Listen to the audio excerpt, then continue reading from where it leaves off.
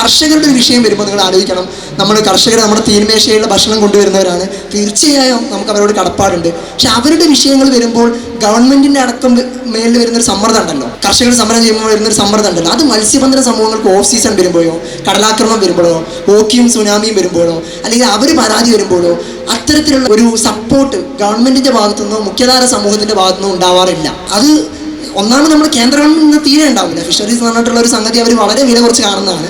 കാരണം നമ്മുടെ ഒരു സാംസ്കാരികമായിട്ടുള്ള പശ്ചാത്തലത്തിൽ ഇപ്പം ഞാൻ ഈ കൺവേർഷൻ്റെ ഒരു കാര്യം പറഞ്ഞപ്പോൾ വിട്ടുപോയിട്ടുള്ള കാര്യമാണ്. ഒരു വരേണ്യ ബ്രാഹ്മണ്യ ഹിന്ദു മതത്തെ സംബന്ധിച്ചിടത്തോളം മത്സ്യബന്ധനം എന്ന് പറയുന്ന ഒരു ഹിംസയാണ്.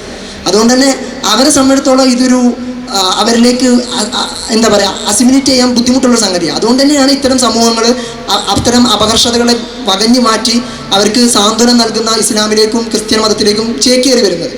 അപ്പോൾ ആ ഒരു പരിച്ഛേദം അല്ലെങ്കിൽ ആ ഒരു മുൻധാരണയാണ് നമ്മുടെ കേന്ദ്ര ഗവൺമെൻറ് അടക്കം ഇവരോട് ഉണ്ടാവുന്നത്.